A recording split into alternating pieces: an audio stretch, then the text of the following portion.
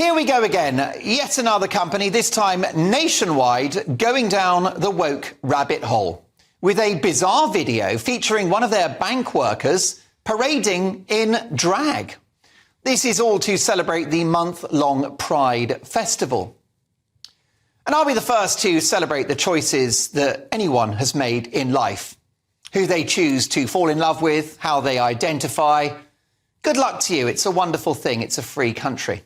But what I don't enjoy is the broader messaging from the likes of Nationwide.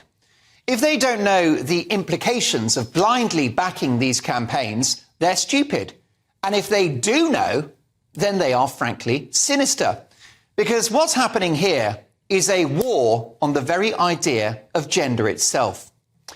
Aspects of the Pride movement and that divisive rainbow flag, which many gay people feel does not represent them, supports the idea that you can literally change your biological sex, that a man is a woman, that a woman is a man.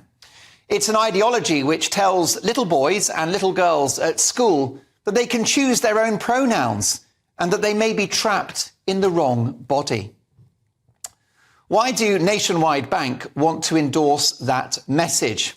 And how do their customers feel about that message? Especially female customers. Quick reminder, that is half of the population. Female customers who feel cancelled by so-called trans ideology and who are increasingly losing their female-only spaces. Ladies' toilets, women's dressing rooms, even women's prisons and rape crisis centres are no longer the exclusive domain of biological females.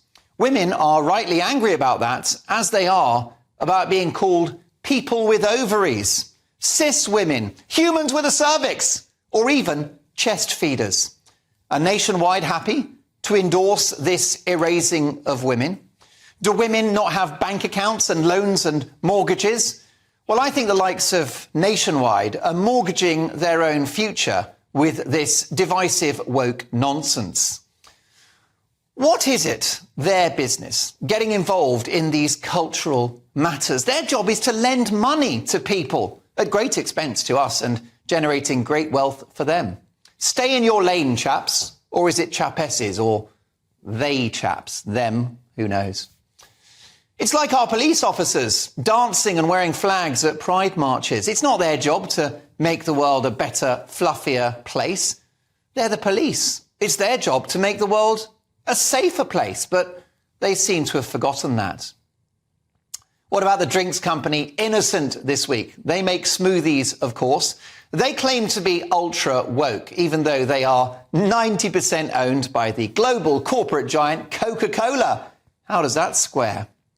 They put out a series of tweets this week, Innocent, basically an Orwellian language guide advising customers what words we can and cannot use in relation to those who transition. This is a smoothie company beating us into a pulp with all of their PC nonsense. Bizarrely, they referred to the mermaid charity as Legends, even though this highly controversial organisation was exposed by The Telegraph last year for sending chest-flattening devices to teenage girls without parental knowledge. And it's a charity which encourages the prescribing of puberty blockers. This is medication to stop puberty for young people. Innocent smoothies there with a not-so-innocent message.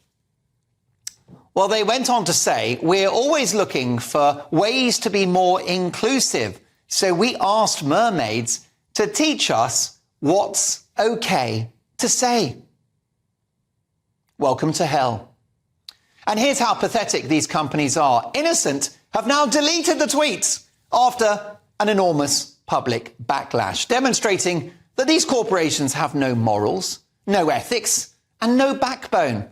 It's all virtue signalling, it's all fake, it's all pretend. They couldn't care less about your human rights. They're just trying to sell more of their sugar-laden products. Yes, I know they're fruit smoothies, but fructose is effectively the same thing, let me tell you. This hot on the heels of Ben & Jerry's ice cream, manufacturers of a sickly, calorific slurry that makes our kids fat, lecturing the Home Secretary on Britain's immigration policy. Or how about Halifax, telling one of their customers that if they don't like their employees' pronoun badges, which are, if you think about it, effectively compelled speech, they can get an account somewhere else. Charming.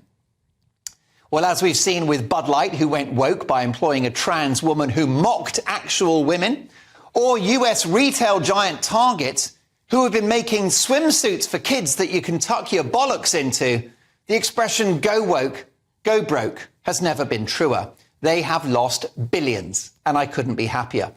The public will take their business elsewhere, and these corporations will eventually learn their lesson. People are sick to the back teeth of this woke crap, and the likes of Nationwide are hastening their own demise if they persist with it. What a load of bankers.